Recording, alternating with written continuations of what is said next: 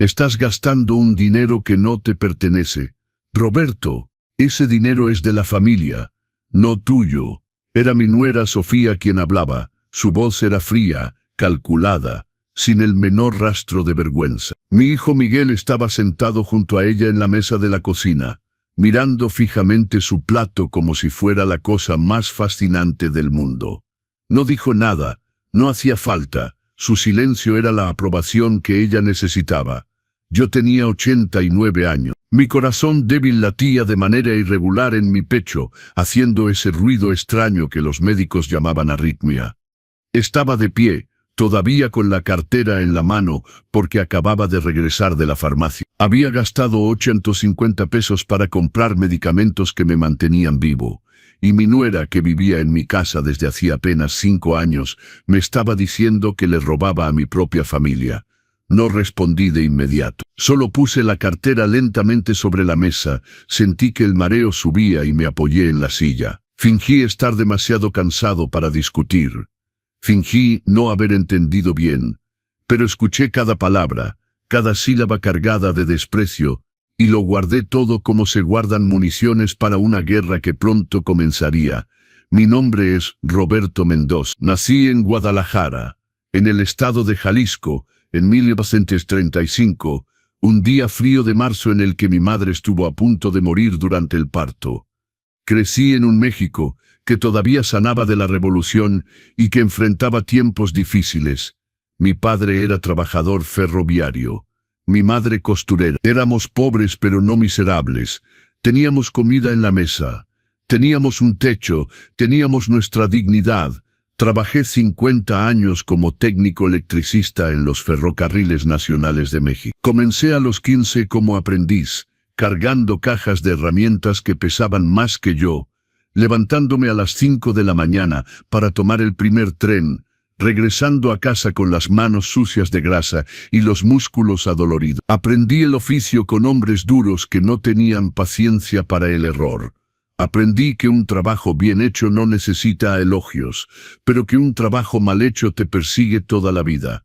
Me retiré a los 69 años, en el 2004, como supervisor de equipo de mantenimiento. 54 años de servicio, 54 años de cotización al Instituto Mexicano del Seguro Social, 54 años que me garantizaban una pensión de 14,500 pesos al mes. Dinero honesto, dinero ganado, mi dinero. Me casé con Elena Ruiz. Ella tenía 20 años, yo 22. La ceremonia se llevó a cabo en el templo expiatorio, una iglesia pequeña pero hermosa con vitrales de colores que pintaban el suelo de rojo y azul, cuando el sol brillaba en el momento justo. Invitamos a 50 personas, mis padres, los suyos, tíos, primos, amigos del trabajo. Hicimos la fiesta en el salón comunitario del barrio. Comida sencilla, tequila barato, música de tocadiscos. Pero era bonito, era nuestro. Elena era costurera como mi madre. Trabajaba en un taller que fabricaba uniformes para hospitales y escuelas. Dedos rápidos, ojos precisos, paciencia infinita. Podía coser un dobladillo perfecto mientras hablaba. Reía, contaba historias. Siempre me pareció algo mágico. Tuvimos un solo hijo, Miguel. Nació en febrero de 1958, durante el invierno más frío que Guadalajara había conocido en décadas. Las calles estaban cubiertas de escarcha, las tuberías congeladas. Elena entró en trabajo de parto a las 3 de la mañana. Corrí por la calle oscura y helada hasta la casa del vecino que tenía teléfono. Llamé al hospital. Volví corriendo. La ambulancia tardó 40 minutos en llegar, porque las calles estaban intransitables. Miguel nació en casa, en nuestra cama, con la partera improvisada que en realidad era la dueña de la panadería de la esquina, y que había ayudado a traer al mundo a la mitad de los niños del barrio. Cuando escuché su llanto, cuando vi a Elena sosteniendo a ese bebé rojo y arrugado contra su pecho, juré que haría todo correctamente, que sería el padre que mi padre había sido para mí, que enseñaría trabajo, respeto, dignidad. Miguel creció en una casa llena de amor y vacía de lujos. No teníamos carro, no teníamos televisión hasta sus 10 años. No salíamos de vacaciones, pero cenábamos juntos todas las noches. Teníamos conversaciones, teníamos risas. Le enseñé a Miguel a andar en bicicleta en la plaza frente a la iglesia. Le enseñé a reparar un enchufe, cambiar un fusible, montar un circuito eléctrico simple. Elena le enseñó a cocinar, a lavar la ropa, a coser un botón. Era buen estudiante. Tenía buenas calificaciones. Le gustaban las matemáticas y las ciencias. Cuando terminó la preparatoria, entró a la universidad para estudiar informática. Fue el primero de la familia en hacer estudios superiores. Elena y yo estábamos tan orgullosos que íbamos a explotar. Pagamos las colegiaturas con dificultad. Recortamos en todo, pero pagamos porque la educación era una inversión, era el futuro. Era una puerta que se abría. Miguel obtuvo su título en 1982. Encontró un buen empleo en una empresa de tecnología en Guadalajara. Buen salario, buena perspectiva, buen futuro. Conoció a Sofía. Ella era secretaria en la empresa. Guapa, educada, sonrisa fácil, ropa siempre impecable, uñas siempre arregladas. Se frecuentaron durante 3 años. Se casaron en el 2000. Elena y yo la queríamos al principio. Era amable, servicial, decía las cosas correctas en el momento correcto. Traía flores cuando venía a cenar. Elogiaba la comida de Elena. Me llamaba don Roberto con esa voz suave. Pero Elena, que tenía el instinto de una madre y la intuición de una mujer, me dijo una vez en voz baja, mientras lavábamos los platos después de una cena: Roberto, esa muchacha sonríe demasiado con los ojos equivocados. No entendí en ese momento. Entendí después, años después. Compramos nuestra casa, en mi casa de 3 recámaras, en la Colonia Americana, barrio trabajador de Guadalajara, cerca de la estación de tren. La pagamos con un préstamo de 30 años de mensualidades que mordían el salario cada mes, pero era nuestra. Cada ladrillo, cada tabla, cada teja. La renovamos poco a poco. La pintamos, cambiamos el piso, modernizamos el baño, plantamos un jardín. Esta casa creció con nosotros. Vio los primeros pasos de Miguel. Lo vio graduarse. Vio mi cabello encanecer.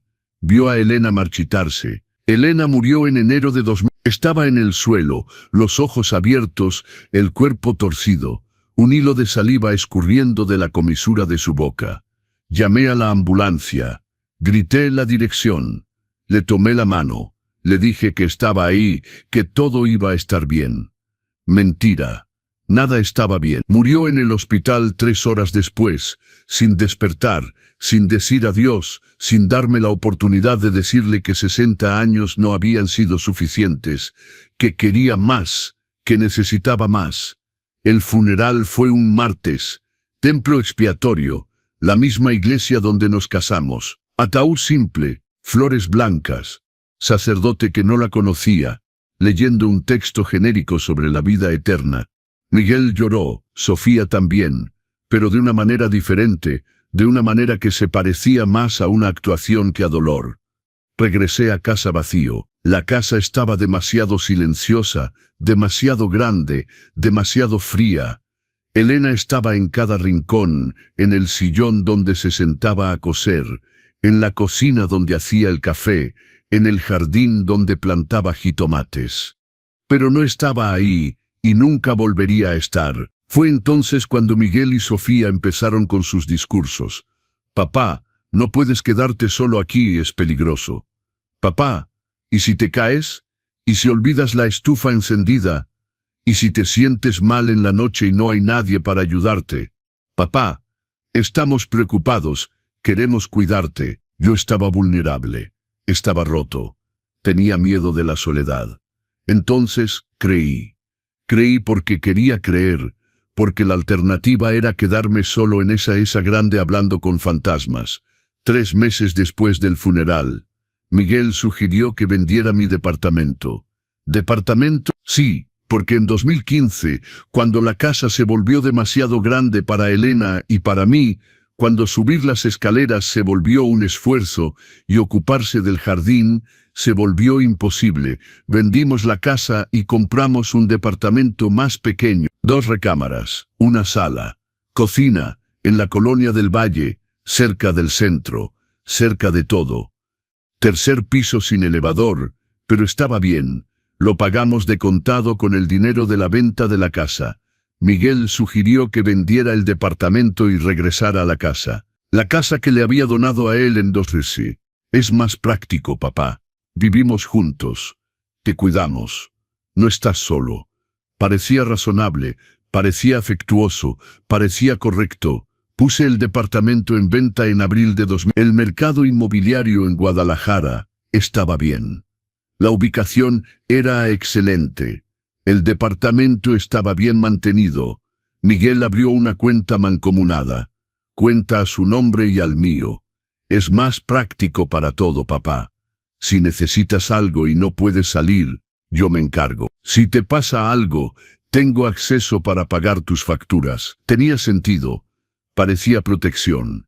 Parecía atención. Transferí los 3.200.000 pesos a la cuenta mancomunada. Firmé los papeles. Confié que había sido de Elena y mía. La casa donde criamos a Miguel. La casa que ahora pertenecía legalmente a él, porque había hecho una donación en plena propiedad en 2013, siguiendo los consejos del notario para reducir los impuestos de sucesión, pero con usufructo vitalicio, derecho a vivir ahí hasta mi muerte, derecho garantizado por la ley, derecho inviolable, o al menos eso pensaba. Los primeros meses fueron soportables. Sofía cocinaba. Miguel cortaba el pasto. Yo me quedaba en mi rincón, tratando de no molestar, tratando de no ser una carga. Leía el periódico, escuchaba la radio, veía la televisión, evitaba hablar de Elena porque cada vez que lo hacía, veía la mirada de Sofía endurecerse, como si la nostalgia tuviera fecha de caducidad y la mía ya hubiera pasado. Poco a poco, lentamente como el óxido que corroe sin hacer ruido, las cosas cambiaron. Empezó con pequeños comentarios, observaciones que parecían inofensivas pero que estaban cargadas de veneno. «Roberto, ¿dejaste la luz del baño encendida otra vez? La electricidad no es gratis. Sabes, Roberto, te bañaste 40 minutos. El recibo del agua va a estar alto. Tienes que ser más cuidadoso. Roberto, te comiste la mitad del pan que compré para la semana. Ahora va a faltar». Cada pequeña cosa que hacía se convertía en un problema. Cada pequeño gasto se convertía en desperdicio. Como si mi existencia costara demasiado, como si fuera una carga financiera que ellos llevaban con sacrificio. Y luego empezaron las peticiones directas. Fue en octubre de 2019, 6 meses después de mi regreso a la casa. Sofía me llamó a la cocina después de la cena. Miguel estaba a su lado. Ambos tenían una expresión seria, como los que van a tener una conversación importante. «Roberto», empezó Sofía poniendo papeles sobre la mesa, «necesitamos hablar de los gastos de la casa». Me senté. Miré los papeles. Eran facturas, electricidad, agua, gas, internet, teléfono, supermercado, seguro de la casa. Hicimos las cuentas, continuó ella, pasando su dedo de uña roja sobre las cifras, y es muy pesado mantener esta casa, muy caro, no esperábamos que costara tanto. Miguel complementó, «Papá, no es que nos estemos quejando, te queremos aquí, pero debemos compartir los gastos de manera equitativa». «Pago». Dije, «Por supuesto que pago. ¿Cuánto piensan que sería justo?» Sofía y Miguel se miraron. Luego ella dijo, 10.000 pesos al mes, 10.000 pesos, de mi pensión de 14.500, me quedarían 4.500 para medicamentos, ropa, pequeños gastos personales. De acuerdo, dije, porque parecía razonable, porque quería contribuir, porque no quería ser una carga. El mes siguiente, empecé a transferir 10.000 pesos todos los primeros de mes a la cuenta mancomunada. Dinero que desaparecía inmediatamente, dinero que nunca volvía a ver, dinero que, según Sofía, apenas cubría los gastos básicos, pero las quejas no cesaron. «Roberto, otra vez compraste pan en la panadería». «Yo compro en el supermercado. cuesta la mitad. Estás tirando el dinero por la ventana. Era verdad. Prefería el pan de la panadería Guadalupe, la de la esquina, donde el dueño me conocía desde los años 60, donde el pan salía caliente del horno a las 7 de la mañana, y sabía a infancia. Costaba 50 pesos más que el pan industrial del supermercado. Pero era mi dinero, mis 4.500 pesos, mi pequeño placer. Pero Sofía no lo veía así. Roberto, le diste 300 pesos de propina al mesero. Es exagerado. 100 pesos hubiera sido más que suficiente. Roberto, gastaste 500 pesos comprando flores para poner en la tumba de Elena. Haces eso todas las semanas. Ya murió, Roberto. No necesita flores todas estas semanas. Cada gasto que hacía era examinado, juzgado, cuestionado. Como si mis 4.500 pesos no fueran realmente míos. Como si necesitara autorización para gastar lo que quedaba de mi propia pensión. En diciembre de 2019, Sofía empezó otro tipo de control. Roberto, pensamos que es mejor que no salgas solo. Tienes 85 años. Puedes caerte. Puedes perderte. Puedes sentirte mal en la calle. Es muy arriesgado, pero siempre he salido solo, dije. Siempre he ido a misa, al mercado, a la plaza. Eso era antes, interrumpió Miguel. Ahora estás más frágil. Solo pensamos en tu seguridad, papá. Seguridad, esa palabra que puede significar protección o prisión, según quien la use. Empecé a pedir permiso para salir como un niño, como un adolescente castigado. Sofía, ¿puedo ir a misa el domingo? Miguel, ¿puedes llevarme al banco mañana? Sofía, necesito ir a la farmacia a buscar mis medicamentos. A veces decían que sí. A veces decían que no, siempre con razones que parecían razonables. Hace mucho frío, hace mucho calor, no te ves bien, estamos ocupados, otro día, la semana que viene, el mes que viene. Poco a poco dejé de preguntar. Poco a poco acepté que mi mundo se había reducido para caber en estas 4 paredes. Recámara, sala, cocina, baño. Mi vida se había convertido en un circuito cerrado. Fue en marzo de 2020, un año después de mi regreso a la casa, que escuché la primera conversación reveladora. Era un jueves por la tarde. Sofía estaba en la recámara al teléfono. Yo estaba en la sala en mi sillón café, fingiendo dormir. Había empezado a hacer eso frecuentemente. Fingir que dormía, fingir que no escuchaba. Porque cuando pensaban que dormía, hablaban libremente. Bajaban la guardia. Sí, mamá, sé que es difícil, decía Sofía.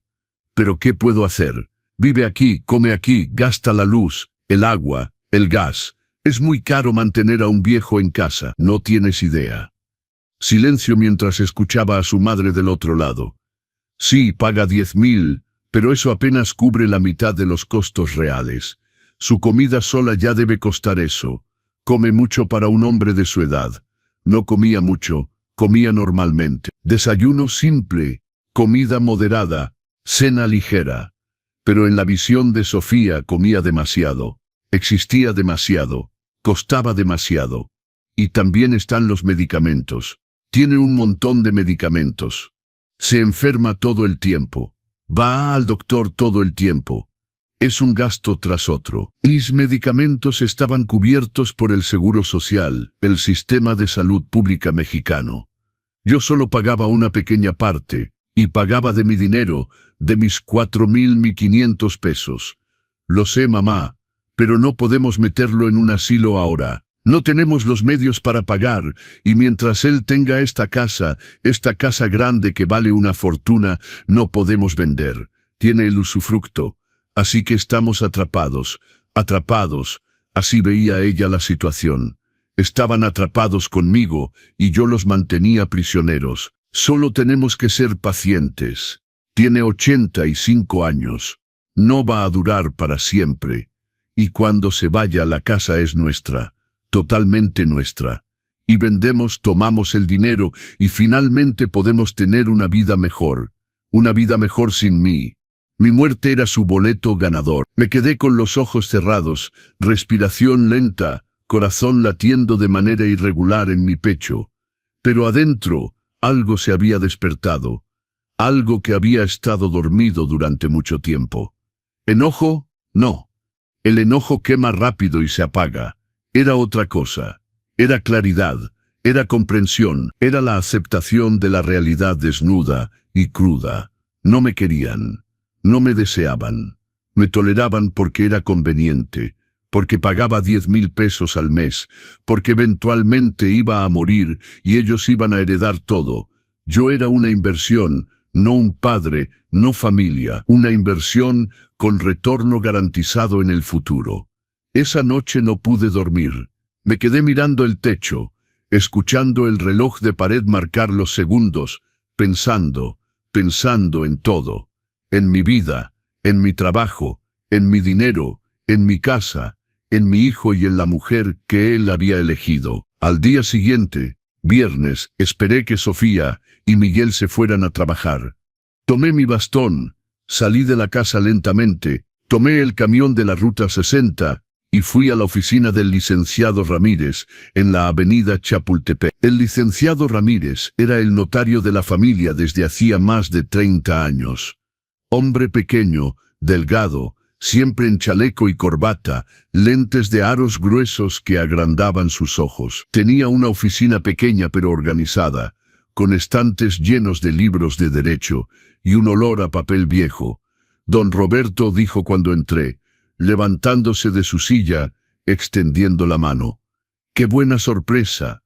¿Cómo es, licenciado Ramírez?, dije, sentándome en el sillón de cuero frente a su escritorio. Necesito su ayuda y necesito que esto quede entre nosotros. Juntó las manos sobre su escritorio. Expresión seria, profesional. Secreto profesional, don Roberto. Siempre. Puede hablar. Entonces conté todo. La cuenta mancomunada, los 3,200,000 pesos, los 10,000 pesos mensuales, las humillaciones, el control, la conversación que había escuchado, la forma en que me trataban, la forma en que hablaban de mí cuando pensaban que no escuchaba. El licenciado Ramírez escuchó todo sin interrumpir. Cuando terminé, se quedó en silencio durante un largo momento. Luego se quitó los lentes, los limpió con un pañuelo blanco, se los volvió a poner y dijo, don Roberto, usted es víctima de abuso financiero y posiblemente de abuso psicológico también. Pero la buena noticia es que todavía está lúcido, todavía capaz, y mientras eso sea cierto, tiene derechos, vamos a protegerlos. Esas palabras tan simples como eran, me hicieron sentir algo que no había sentido en meses, esperanza. ¿Qué podemos hacer?, pregunté, la voz débil. Varias cosas. Primero, tenemos que documentar todo. Estados de cuenta detallados de la cuenta mancomunada. Vamos a ver exactamente a dónde fue ese dinero. Segundo, usted necesita una evaluación médica completa. Geriatra, neurólogo, psiquiatra, si es necesario, para probar que está en plena capacidad mental. Tercero, podemos abrir una nueva cuenta únicamente a su nombre en otro banco y transferir lo que queda de su dinero allá. Y cuarto, vamos a revisar su testamento. ¿Testamento? Repetí. Sí, ¿tiene un testamento actual? Sí, lo hice cuando le doné la casa a Miguel. Le dejo todo. El licenciado Ramírez asintió lentamente. Tal vez es tiempo de repensar eso. Pero vayamos despacio. Primero reunimos la información, luego decidimos los siguientes pasos. Salí de su oficina ese día con una lista de cosas por hacer. Una lista que parecía imposible para un hombre de 85 años que apenas salía de su casa, pero que iba a hacer de una manera u otra, porque no tenía opción, porque la dignidad no se negocia y el respeto no se mendiga. En las semanas siguientes empecé mi misión silenciosa. Primero los estados de cuenta. El licenciado Ramírez los solicitó oficialmente al banco. Tardaron 3 semanas en llegar. Los enviaron a su oficina, no a mi casa. Secreto absoluto. Segundo, la evaluación médica. Hice cita con el doctor Arnoldo Flores, geriatra recomendado por el licenciado Ramírez. Le dije a Sofía y Miguel que era una cita de rutina con mi médico general. ni siquiera cuestionar. La cita con el doctor Flores fue un martes por la mañana. Duró 3 horas. Me hizo pasar todos los tests imaginables. Memoria a corto plazo. Repita esta lista de palabras. Memoria a largo plazo. Hábleme de su infancia. Orientación temporal. ¿Qué día es hoy? ¿Qué año? ¿Qué estación? Orientación espacial. ¿Dónde estamos? ¿Qué ciudad? Razonamiento lógico. Resuelva este problema, esta secuencia. Tests físicos, reflejos, coordinación motora, fuerza, equilibrio. Al final, se sentó en el sillón frente a mí y dijo: «Don Roberto, usted está en plena capacidad cognitiva. Su memoria es excelente para su edad. Su razonamiento está intacto. Su orientación es perfecta. Físicamente tiene algunas limitaciones naturales relacionadas con la edad, pero mentalmente está perfecto. ¿Puede poner eso por escrito?», pregunté. «Voy a hacer un informe completo. Estará listo la semana que viene». Ese informe era mi armadura, mi prueba, mi escudo contra cualquier intento futuro de declararme incapaz. Tercer paso, la nueva cuenta. El licenciado Ramírez me acompañó personalmente a Banorte, un banco diferente del que Miguel y yo usábamos. Abrimos una cuenta únicamente a mi nombre, una cuenta de la que Miguel no sabía nada, no tenía acceso, no podía tocar, pero todavía no transferimos el dinero. Todavía no, porque si transferíamos demasiado pronto, ellos se iban a dar cuenta, iban a reaccionar, y yo todavía no estaba listo para la confrontación. Era abril de 2020. México entraba en confinamiento por la pandemia de COVID-19. Las calles se volvieron vacías, las tiendas cerraron, la gente se quedó en sus casas. Y yo, que ya era prisionero en mi propia casa, solo vi mi prisión volverse más estrecha. Durante el confinamiento, Sofía y Miguel trabajaban desde la casa. Estaban siempre ahí, siempre presentes, siempre vigilantes. Se volvió imposible hacer cualquier cosa sin que se dieran cuenta, pero se volvió más fácil escuchar, porque trabajando desde casa, hablaban por teléfono todo el tiempo, hacían reuniones por videoconferencia, y yo, sentado en la sala fingiendo leer el periódico, escuchaba todo. Fue en mayo cuando escuché la conversación que cambió todo definitivamente. Miguel estaba en la oficina improvisada en la antigua sala de costura de Elena, puerta cerrada, pero las puertas viejas no retienen bien el sonido. Yo estaba en el pasillo, regresando lentamente del baño, y escuché voces. Me detuve, pegué mi oreja a la madera y escuché. Era Sofía. Estaba al teléfono con ella. Ella había ido a la farmacia a comprar medicamentos. «Miguel, tenemos que acelerar las cosas». «¿Acelerar cómo? El dinero se está acabando. Ya gastamos casi todo de la cuenta. Quedan menos de 600,000 pesos ahí ahora. 600,000 de 3,100,000 en menos de un año». «Lo sé, Sofi. ¿Pero qué quieres que haga?» «Pídele más. Aumenta su contribución. 15,000 pesos al mes. Tiene una pensión de 14,500. Déjale 1,500. No gasta tanto de todas formas. No sé si va a aceptar. Entonces tenemos que pensar en otra cosa. Tutela, curatela, una medida legal que nos dé el control total. Así la pensión viene directamente a nosotros y la administramos como queramos. Tutela, curatela, puesta bajo protección. Eran términos que conocí, términos que le quitaban a una persona el derecho de decidir sobre su propia vida. Términos que convertían a un adulto en niño, a un ciudadano en objeto. Sophie todavía está bien, está lúcido. Ningún médico va a firmar un certificado diciendo que necesita un tutor. Entonces esperamos que se deteriore. Un viejo de 85 se deteriora rápido. En unos meses estará más confundido, más olvidadizo. Ahí pedimos una evaluación médica, pedimos la puesta bajo protección y obtenemos el control. Y si no se deteriora, silencio. Luego Sofía dijo, la voz fría como el hielo. Todo el mundo se deteriora al final. Es solo cuestión de tiempo. Y mientras más tarde, menos dinero quedará. Así que crucemos los dedos para que se deteriore rápido. Crucemos los dedos para que se deteriore rápido. Mi propio hijo escuchando a su mujer decir esas palabras y no objetando, no defendiendo, no reaccionando, me alejé de la puerta. Regresé a la sala lentamente. Me senté en el sillón y finalmente comprendí completamente. No solo estaban esperando que muriera, estaban esperando que me deteriorara, que me enfermara, que perdiera la cabeza, porque así sería más fácil controlarme, más fácil tomar todo. Esa noche, llamé al licenciado Ramírez desde mi viejo celular, encerrado en el baño, el agua del grifo abierta para enmascarar el sonido. Licenciado, dije en voz baja. Necesito que transfiera el dinero. Ahora, antes de que sea demasiado tarde. Los estados de cuenta llegaron, don Roberto dijo. Y usted necesita ver esto personalmente. ¿Puede venir mañana? Me las arreglaré. Al día siguiente, inventé que tenía que ir al médico. Cita de rutina que había sido pospuesta. Miguel gruñó pero me llevó en el carro.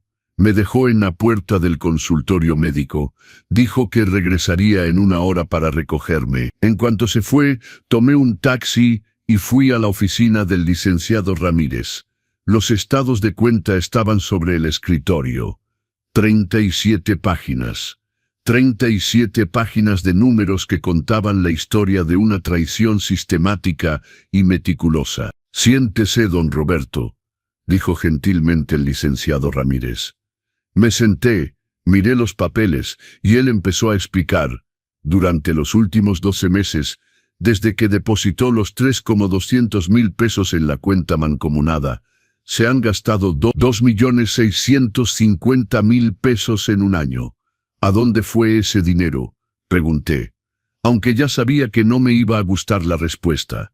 El licenciado Ramírez empezó a hojear los estados de cuenta, señalando elementos específicos. 150,000 pesos, compra de vehículo, Nissan Versa nuevo, registrado a nombre de Sofía Mendoza. 1,650,000 pesos, enganche para adquisición de un bien inmueble en Puerto Vallarta, Jalisco.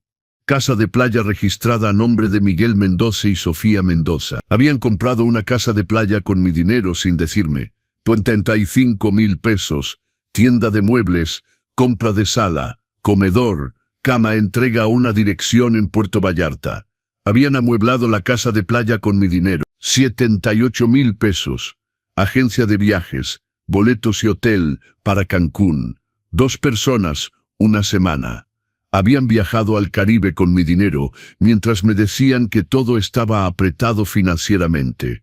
El licenciado Ramírez continuó. Restaurantes caros, ropa de marca, electrónicos, gimnasio, spa, dentista estético, joyería, perfumes. No eran gastos necesarios, eran lujos, caprichos, la buena vida financiada con dinero que no les pertenecía. ¿Y los gastos de la casa?, pregunté. Los 10,000 pesos que pago todos los meses. El licenciado Ramírez pasó a otra sección de los estados de cuenta. Los gastos reales de la casa suman aproximadamente 5,500 pesos al mes. Electricidad, agua, gas, internet, seguro, supermercado. Usted está pagando casi el doble de lo necesario. Me cobraban 10,000. Gastaban 5,500 para la casa y embolsaban 4,500 de diferencia. Todos los meses, durante un año, más de 50,000 pesos adicionales. Esto es fraude, don Roberto. Uso abusivo de cuenta mancomunada, abuso financiero de personas mayores. Son delitos punibles por la ley. ¿Qué queda?, pregunté. La voz, débil.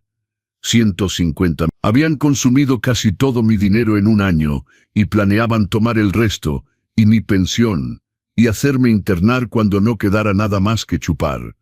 Don Roberto, dijo suavemente el licenciado Ramírez, ¿quiere presentar una denuncia? Pensé en Miguel Niño, pensé en todos los pañales que había cambiado, todas las noches en vela cuando estaba enfermo, todos los sacrificios que había hecho para que estudiara, tuviera un futuro, una vida mejor que la mía. Pensé en Elena, en qué diría, qué haría, y pensé en mí, En 85 años de vida honesta, de trabajo duro, de dinero ganado con el sudor de mi frente. No quiero presentar una denuncia, dije. Quiero algo mejor. Quiero una justicia del tipo que duele más, del tipo que enseña. El licenciado Ramírez asintió lentamente. Entiendo. Entonces hagamos lo siguiente. Ese día tomamos decisiones definitivas. Primero, transferencia inmediata de los 150,000 pesos restantes de la cuenta mancomunada hacia mi cuenta personal en Banorte. Hecho en el momento, electrónicamente reversible. Segundo, redirección de mi pensión. A partir del mes siguiente, los 14,500 pesos vendrían directamente a mi cuenta personal, no a la cuenta mancomunada. Tercero, cierre de la cuenta mancomunada. Cuarto, nuevo testamento. Testamento donde dejara absolutamente claro que Miguel heredaría únicamente y solamente la nuda propiedad de la casa que ya era suya. 0 pesos. 0 bienes, muebles. 0 cuentas bancarias. El resto se dividiría entre instituciones caritativas específicas que se ocupaban de personas mayores. ¿Estás seguro?, preguntó el licenciado Ramírez, antes de redactar. Absolutamente. Pasamos 2 horas redactando el testamento perfecto. Testamento a prueba de contestación. Testamento que dejaba claro que yo estaba en plena capacidad mental. Anexamos el informe del doctor Flores. Testamento que explicaba mis razones sin ser demasiado emocional, pero siendo claro. E incluimos un párrafo especial, un párrafo final que era un mensaje directo para Miguel. Dejo solo la casa a mi hijo Miguel.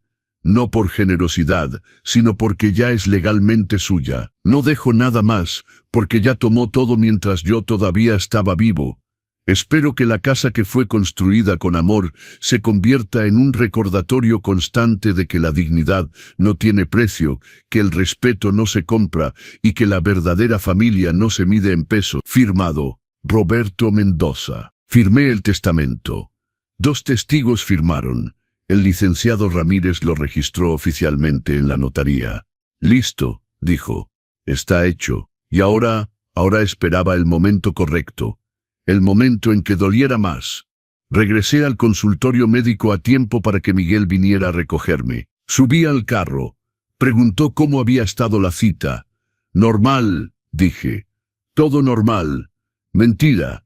Nada era normal. Todo había cambiado. Pero él todavía no lo sabía. Junio pasó. Seguí fingiendo normalidad, pagando 10,000 pesos al mes. Pero ahora el dinero venía de mi cuenta personal. Sofía y Miguel no notaron la diferencia porque el dinero seguía llegando. Pero en agosto notaron que algo andaba mal. Era el 1 de agosto, el día en que mi pensión siempre caía. Miguel revisó la cuenta mancomunada, frunció el ceño, revisó otra vez. «Papá», me llamó. «Tu pensión no cayó en la cuenta». «No», dije, fingiendo sorpresa. «Qué extraño. ¿Cambiaste algo? ¿Hablaste con alguien del IMSS?» El IMSS era el Instituto Mexicano del Seguro Social, el organismo que paga las pensiones en México. «No», mentí. «No he cambiado nada. Tendré que llamarles para ver qué pasó». «Ve, llama, arregla eso». Pero no arreglé. Obviamente no arreglé, porque no había nada que arreglar. El dinero estaba cayendo normalmente, solo en otra cuenta. Los días pasaron. Miguel insistía. Yo decía que estaba tratando de arreglarlo, que la burocracia era quenicada, que iba a tomar tiempo. El 15 de agosto notaron otra cosa. Sofía trató de usar la cuenta mancomunada para pagar algo. Compra en línea. Tarjeta rechazada. Intentó otra vez. Rechazada. «Roberto», gritó desde la cocina. «La cuenta está vacía. ¿Qué pasó?» Fui para allá lentamente. Ella estaba con la laptop abierta, mirando un saldo de 0. «¿Cómo que vacía?», pregunté. «0. Hay 0 pesos en la cuenta». «¿A dónde fue el dinero?» «No sé», dije. Tranquilo, calmado. Tal vez alguien hackeó. «¿Hackeó?», gritó. «Roberto, el dinero no desaparece. Alguien lo transfirió». «¿Fuiste tú?». «¿Yo? ¿Cómo haría eso? Apenas sé usar la computadora. Miguel llegó corriendo de la sala, tomó la laptop de las manos de Sofía, miró la pantalla, su expresión pasó de confusión a alarma. «Papá», dijo, la voz temblando. «¿Qué hiciste?» «Nada», dije. Todavía tranquilo, todavía calmado. «La cuenta fue cerrada». «Dice aquí que fue cerrada por solicitud del titular». «Tú eres titular conmigo. ¿Tú cerraste la cuenta?» «Ah, sí», dije, como si recordara algo sin importancia. La cerré. El silencio que invadió la cocina fue absoluto. Sofía y Miguel me miraban como si hubiera hablado en idioma extraterrestre. ¿La cerraste?», repitió Sofía. «¿Cuándo? ¿Por qué?» «Hace unas semanas. Pensé que era mejor». «¿Mejor?», gritó. Su voz subió 2 octavas. «¿Mejor para quién?» «El dinero estaba ahí». «Nuestro dinero». «Mi dinero», corregí, voz baja pero firme. «Era mi dinero. De la venta de mi departamento, de mi pensión, mío». «Pero estaba en la cuenta mancomunada», dijo Miguel. «Se suponía que era para la familia, para la casa, para todos nosotros. Y se usó», dije. Vi los estados de cuenta, 2,650.000 pesos gastados en un año. Carro nuevo, casa de playa, viaje a Cancún, muebles, restaurantes, ropa, vi todo. El color desapareció del rostro de Miguel. Sofía abrió la boca, pero no salió ningún sonido. «Compraron una casa de playa con mi dinero», continué, sin decirme, sin preguntarme. «Solo tomaron como si fuera de ustedes». «Íbamos a decirte», empezó Miguel. «¿Cuándo?», interrumpí. «Cuando ya hubieran gastado todo, cuando no quedara nada». Sofía recuperó su voz. «Roberto, no entiendes. Ese dinero era para la familia, para todos nosotros. La casa de playa es para que la usemos todos, para ti también. Nunca fui invitado», dije. «Fueron en julio. Pasaron 2 semanas allá. Me quedé aquí completamente solo. Ni siquiera sabían que yo sabía que la habían comprado». Miguel pasó su mano por su cabello. Respiró profundo. «Papá, está bien, está bien. Cometimos un error.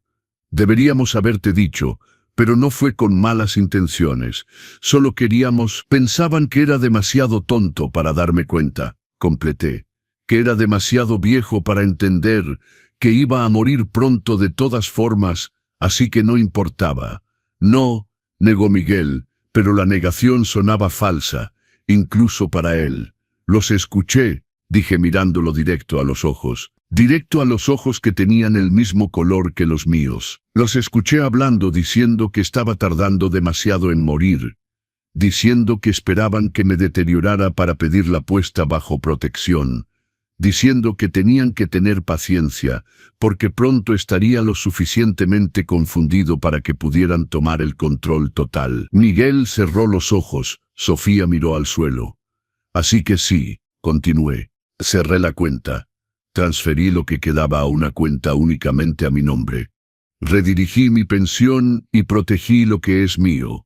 «¿Dónde está el dinero?», preguntó Sofía, sin rodeos, directo al punto, porque al final era lo único que le importaba, el lugar seguro. «¿Cuánto queda?». «Suficiente». «Roberto», explotó, «no puedes hacer eso. Vives aquí, comes aquí, usas todo aquí. Tienes que contribuir». «Contribuyo», dije calmadamente. «He contribuido durante un año entero con 10.000 pesos al mes, mucho más que los gastos reales de la casa, que son de 5.500 pesos. Ustedes embolsaban la diferencia. Todos los meses. Pensaban que no me iba a dar cuenta». Miguel abrió los ojos. «¿Cómo sabes cuántos son los gastos de la casa?». «Porque vi los estados de cuenta. Detallados. Cada factura, cada gasto, cada centavo. Vi todo». «¿Nos espiaste?», dijo Sofía incrédula. «¿Revisaste nuestros gastos? ¿Qué clase de padre hace eso?». «El tipo que es robado por sus propios hijos», respondí. «No te robamos», gritó Miguel. La primera vez que me gritaba en décadas. Ese dinero estaba en la cuenta mancomunada. Era legal. Teníamos acceso legal. Tener acceso no significa tener permiso, dije. Una cuenta mancomunada no es un cheque en blanco para gastar todo sin consultar. Especialmente cuando es dinero que yo puse, dinero que yo gané, dinero que les confié. Silencio pesado. Entonces Sofía dio un paso adelante. Su voz cambió, se volvió suave, manipuladora, el tono que usaba cuando quería algo. Roberto, escucha, hablemos tranquilamente, arreglemos esto. Sabemos que cometimos un error, pero podemos componerlo. Puedes regresar el dinero a la cuenta mancomunada. Prometemos ser más transparentes. Prometemos consultarte todo. ¿De acuerdo? Roberto, no, repetí. No voy a regresar el dinero a una cuenta a la que ustedes tienen acceso. No voy a confiar otra vez. Tuvieron mi confianza y la desperdiciaron. Entonces, ¿cómo va a funcionar?, preguntó Miguel. ¿Vas a vivir aquí gratis, comer gratis, usar todo gratis? Voy a pagar mi parte equitativa, dije. 5.500 pesos al mes, que es lo que la casa realmente cuesta. Voy a transferir todos los meses, pero del resto de mi pensión, ustedes ya no tocan nada. Es mío. ¿Y si no aceptamos?, dijo Sofía. ¿Y si decimos que tienes que pagar los 10.000 o irte? Tengo un derecho de usufructo vitalicio, dije calmadamente. Registrado en la notaría. Esta casa es legalmente de ustedes, pero tengo el derecho legal de vivir aquí hasta mi muerte. No pueden expulsarme. Es la ley. La mandíbula de Sofía se apretó. Podemos demandarte. Pedir que un juez te obligue a contribuir más. Pueden intentar, dije, pero tengo un certificado médico reciente probando que estoy en plena capacidad mental. Tengo estados de cuenta probando que pagué más de mi parte durante un año. Tengo documentación de todos sus gastos excesivos. Y tengo un abogado. Buena suerte. Miguel se sentó en la silla de la cocina, puso su cabeza entre sus manos. No puedo creer esto, no puedo creer que mi propio padre nos haga esto. Yo tampoco podía creer, dije suavemente, que mi propio hijo fuera capaz de robarme y planear hacerme internar para tomar el resto. No respondió porque no tenía respuesta. Esa noche nadie cenó. La casa se quedó en un silencio tenso. Sofía cerró con llave la puerta de la recámara. Miguel durmió en el sofá. Yo me quedé en mi cama, mirando el techo, escuchando mi corazón latir de manera irregular, pero sintiendo algo nuevo, poder, control, dignidad recuperada. Los meses siguientes fueron una guerra fría. No me trataban bien, pero tampoco podían tratarme demasiado mal, porque ahora yo tenía voz, tenía dinero, tenía autonomía, y sabían que si pasaban ciertos límites, yo tenía los recursos para reaccionar. Empecé a salir otra vez sin pedir permiso. Simplemente salía, tomaba mi abrigo, mi bastón, y me iba. A la plaza, a la iglesia, al café, a donde quisiera. Al principio Sofía trató de protestar. Roberto, no deberías salir solo, es peligroso. Tengo 85 años, dije. He caminado solo durante 85 años. Creo que sé cuidarme. Pero si te caes, si te sientes mal, entonces alguien me va a ayudar como siempre lo han hecho. Tengo celular, sé llamar por ayuda. No soy inválido. No insistió porque sabía que ya no tenía control. Volví a ver a Mauricio en la plaza. Notó el cambio inmediatamente. Roberto, dijo, mirándome con esa mirada penetrante de alguien que conoce a alguien desde hace 80 años. Estás diferente, más derecho, más vivo. ¿Qué pasó? Me acordé de que todavía respiro, dije, y que mientras respire todavía tengo derechos. Se rió. Ya era hora, viejo, ya era hora. Empecé a hacer cosas que no había hecho en años. Compraba pan en la panadería que me gustaba. Tomaba café en el café de la esquina. Compraba flores todas las semanas para la tumba de Elena. Gastaba mi dinero como quería porque era mío. Sofía se quejaba, siempre se quejaba. Pero ahora no me importaba. Roberto, otra vez compraste el pan caro. Sí, lo compré. Es un desperdicio, es mi dinero, mi desperdicio. Resoplaba, pero no podía hacer nada. En octubre de 2020, mi salud se deterioró, no mucho, pero lo suficiente para ser notado. El corazón fallaba más. Los mareos venían más frecuentemente. Me cansaba más rápido, dormía más. Sofía y Miguel lo notaron, y vi en sus ojos esa esperanza terrible, la esperanza de que finalmente estaba comenzando a declinar. Hicieron cita con un médico, no el doctor Flores, otro, un médico que ellos conocían. Un médico que sospechaba podría ser convencido de escribir un certificado conveniente. La cita fue en noviembre. Doctor Rousseau, hombre de unos 50 años, barriga grande, expresión cansada, me examinó rápidamente, hizo preguntas básicas, prescribió medicamentos. Al final, con Miguel presente en la sala, dijo: «Don Roberto, está bien para su edad, pero necesita un seguimiento más cercano. Necesita cuidados». «Yo me ocupo de él», dijo rápidamente Miguel. «Lo cuidamos en casa». «Sí, pero tal vez es tiempo de considerar otras opciones. Establecimientos especializados, asilos, lugares donde tendría cuidados profesionales las 24 horas, casa de retiro medicalizada». Estaba sugiriendo un asilo. «No necesito asilo», dije firmemente. «Estoy bien, vivo con mi hijo. Tengo seguimiento médico. Estoy bien». El doctor Rousseau miró a Miguel. Miguel miró de vuelta. Algo pasó entre ellos. Algo que no me gustó. «Veamos cómo evoluciona», dijo el médico. «Pero mantengan esa posibilidad en mente». Salimos del consultorio. En el carro, Miguel dijo: «Papá, tal vez el doctor tiene razón. Tal vez necesitas cuidados que nosotros no podemos dar». «No voy a ir a un asilo», dije. «Tengo derecho a vivir en la casa, viviré ahí hasta mi muerte, pero si no estás en condiciones, estoy en condiciones. Tengo un certificado médico que lo prueba. Del doctor Flores, geriatra especializado, diciendo que estoy en plena capacidad». Miguel se quedó callado el resto del trayecto. En diciembre hicieron otro intento. Trajeron papeles de un asilo en Guadalajara. «Establecimiento moderno», decían. «Limpio», decían. «Con actividades, fisioterapia, jardín». «Solo para que veas, papá», dijo Miguel. «No tienes que decidir nada ahora, solo mira». Miré los papeles. Precio: 21,000 pesos al mes. Más que toda mi pensión. «¿Cómo piensan pagar esto?», pregunté. «Con tu pensión», dijo Sofía. «Y nosotros complementamos lo que falte». Mentira. No iban a complementar nada.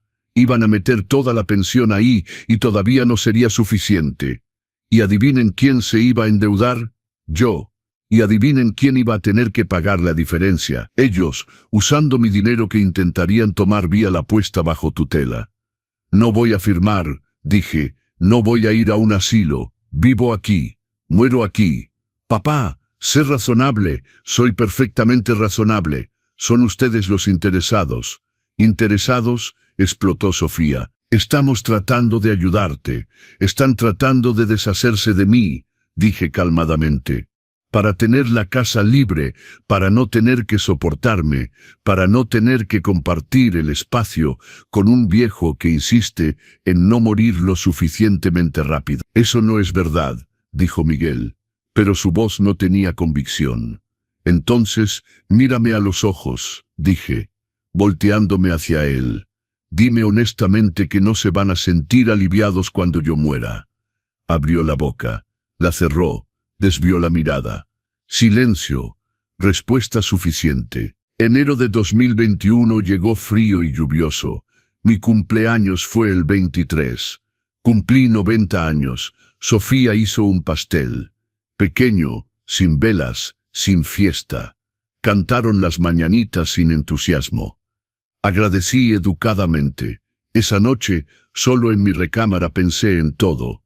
En 90 años de vida, en 54 años de trabajo, en 63 años de matrimonio, en un hijo que había criado, en nietos que nunca tuve porque Miguel y Sofía habían decidido que no querían hijos. Pensé en Elena, en qué diría de todo esto, y escuché su voz en mi cabeza clara como si estuviera ahí. «Protege tu dignidad, Roberto, es todo lo que tienes». Entonces decidí. Decidí que no iba a esperar pasivamente. No iba a quedarme solo defendiéndome. Iba a atacar. Iba a dar la lección final. La lección que iban a cargar para siempre. Llamé al licenciado Ramírez al día siguiente. Licenciado, necesito agregar algo al testamento. Sí, don Robert. Quiero que el día de la lectura del testamento, usted lea en voz alta no solo las disposiciones legales, sino también una carta. Una carta que voy a escribir. Una carta para mi hijo explicando todo, dejando claro por qué no recibe nada más que la casa que ya tiene. ¿Puedo hacer eso?, dijo el licenciado Ramírez. Puedo anexar una carta personal al testamento. Será leída después de las disposiciones legales. Perfecto. Pasé la semana siguiente escribiendo la carta, reescribiéndola, perfeccionándola. No quería que fuera una carta enojada, quería que fuera verdadera, dolorosa, inolvidable. Terminé en febrero, 3 páginas escritas a mano con la escritura temblorosa de un viejo, pero las palabras firmes de un hombre que sabía exactamente lo que quería decir. La llevé al licenciado Ramírez. La leyó. Cuando terminó, se quitó los lentes y se limpió los ojos. Es una carta poderosa, don Roberto. Es la verdad. Va a doler. Tiene que doler. El dolor enseña. Anexó la carta al testamento. Todo registrado. Todo oficial. Todo listo para el día en que ya no estuviera ahí para hablar por mí mismo. Marzo llegó, abril, mayo. Mi salud iba bien algunos días y mal otros días. Corazón fallando más frecuentemente, fatiga profunda, pero mi mente todavía lúcida, memoria todavía intacta, voluntad todavía firme. En junio tuve otro desmayo, más serio esta vez. Me caí en la cocina, me golpeé la cabeza, sangró.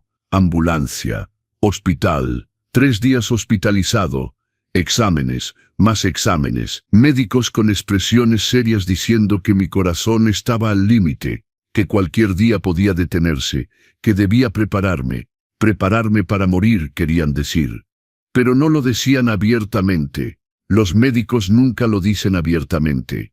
Miguel quería que me quedara en el hospital. Transferencia a una unidad de cuidados de largo plazo. Me negué. Firmé una liberación de responsabilidad. Regresé a la casa porque si iba a morir en casa, en mi cama, con mi dignidad. Julio fue un mes difícil. Apenas podía levantarme. Pasaba el día en la cama o en el sillón. Sofía contrató a una enfermera para venir 3 veces por semana. Control de presión, medicación, higiene básica. Miguel y Sofía empezaron a hablar entre ellos como si yo no estuviera presente. Del funeral, de los papeles, de lo que habría que hacer después. Escuchaba pero no reaccionaba, solo guardaba. Anotaba mentalmente. Última colección de evidencias de quiénes eran realmente. En agosto, llamé al licenciado Ramírez por última vez. Vino a la casa, subió hasta mi recámara, se sentó en la silla junto a la cama. Don Roberto, dijo suavemente. Licenciado. Dije, voz débil pero firme. Quiero estar seguro de que todo será ejecutado exactamente como lo planeamos. Lo será. Tengo todas las copias, todo registrado, todo protegido. Cuando llegue el momento, el testamento será ejecutado exactamente como usted lo determinó. Y la carta será leída íntegramente en presencia de su hijo y su nuera. Gracias, dije. Por todo, por creer, por ayudarme, por darme una voz cuando ellos pensaban que ya no la tenía. Apretó mi mano. Fue un honor, don Roberto. Un verdadero honor. Septiembre pasó lentamente, octubre aún más lentamente. El 27 de octubre, un martes más viejo, me desperté sabiendo que era el día. No sé cómo lo sabía. Solo lo sabía. El cuerpo sabe cuándo se termina. Llamé a Miguel. Vino, se sentó junto a la cama. Hijo, dije. Sí, papá. Te amé, lo sabes, ¿verdad? Se quedó callado, luego asintió. Lo sé. ¿Tú me amaste? Silencio más largo. Luego, sí. Mentira. Pero mentiras amables. Mentiras de despedida. Está bien, dije. Es suficiente. Cerré los ojos. Respiré profundo. Sentí el corazón fallar, fallar y detenerse. Oficina del licenciado Ramírez. Sala pequeña con estantes de libros jurídicos y un olor a papel viejo. 3 personas sentadas. Miguel Mendoza, Sofía Mendoza y el licenciado Ramírez. El notario abrió un expediente grueso, ajustó sus lentes, empezó a leer. Testamento de Roberto Mendoza, establecido ante notario en abril de 2000. Los 150,000 pesos restantes más lo acumulado de la pensión.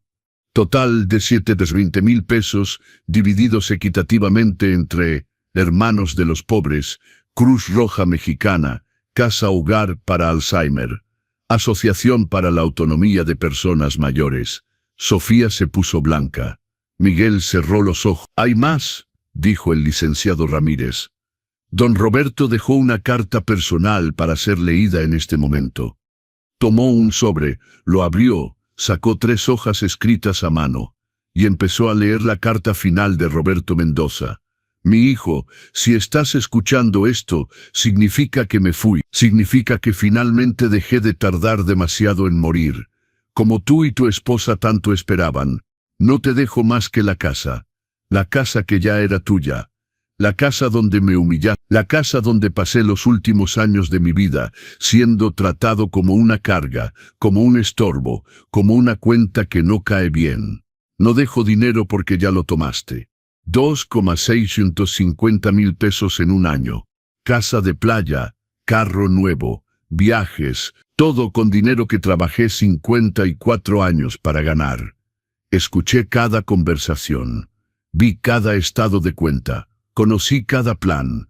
Pensaban que era tonto, que estaba confundido, que no entendía, pero lo entendí todo, y elegí no reaccionar con enojo. Elegí reaccionar con justicia. El dinero que queda va a quienes realmente se ocupan de personas mayores, a quienes todavía creen que la dignidad no tiene edad, a quienes tratan a los viejos como humanos, no como objetos esperando expirar. Espero que seas feliz en esta casa. Espero que cada vez que entres, te acuerdes de mí. Te acuerdes del padre que tuviste y del hijo que fuiste. Espero que un día, cuando seas viejo, tus hijos, si los tienes, te traten mejor de lo que tú me trataste. No te odio. El odio requiere una energía que ya no tengo. Solo te doy lo único que puedo dar ahora, una lección. La dignidad no se negocia. El respeto no se compra. El amor no espera la herencia.